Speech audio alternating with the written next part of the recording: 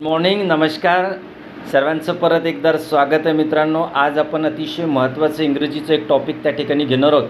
Article म्हणजे उपपदे. Article आणि उपपदे हे कोणत्या नामाच्या अगोदर वापरले जातं याच्या संबंधी एक छोटीशी ट्रिक्स मी तुम्हाला सांगतो आहे. मित्रांनो, काय करायचं आहे, तुम्हाला एक वाक्य आठवायचं आहे, लक्षात ठेवायचं आहे. तो वाक्य असं आहे की ग्लास ऑफ UPMDR.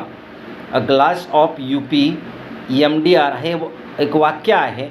त्या वाक्याच्या जे मुळाक्षर आहे त्या मुळाक्षराने जे सुरुवात होते नाम, त्याच्या अगोदर उपपदे वापरलं जात नाहीत, म्हणजे आर्टिकल वापरलं जात नाहीत. एक एक आपण त्या ठिकाणी विस्तृतपणे आपण चर्चा करूया. सुरुवातीला आपण glass, GLASS. G for games. खेळाच्या अगोदर कोणत्याही प्रकारची उपपदे वापरले जात नाहीत.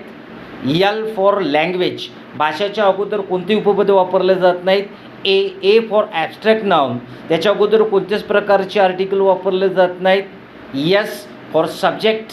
विषयाच्या अगोदर कोणत्याच प्रकारचे आर्टिकल त्या ठिकाणी वापरले जात नाहीत. आणि दुसरा S म्हणजे सीजन. सीजनच्या अगोदरसुद्धा कोणत्याही प्रकारचे आर्टिकल वापरले जात नाहीत. हे झालं ग्लास.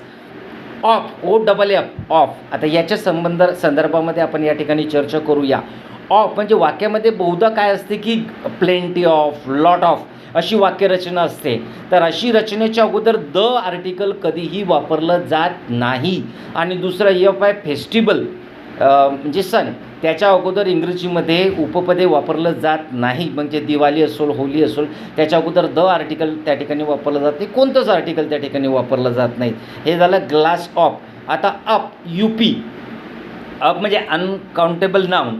याच्या अगोदरसुद्धा आर्टिकल वापरलं जात नाहीत. आणि P फॉर प्रॉपर नाउन, म्हणजे त्याच्या अगोदरसुद्धा आर्टिकल वापरलं जात नाही. हे झालं ग्लास ऑफ UP. आता MDR याचा म्हणजे याच्यामधून आपल्याला काय लक्षात ठेवायचं आहे. M फॉर मील्स, जेवण. जेवण ज्यावेळेस आपण इंग्रजीमध्ये लिहितो त्याच्या अगोदर कोणत्याच प्रकारचे उपपदे वापरलं जात नाहीत. आणि D फॉर डिसेस. रोग, कोणत्याही नाव असेल रोगांचे, कॅन्सर असेल, कोणत्याही प्रकारचे रोग असेल, त्याच्या अगोदर तुम्हाला कोणत्याही प्रकारचं उपपदे किंवा आर्टिकल वापरलं जात नाही. आणि R फॉर रिलेशन्स, नातेसंबंधी.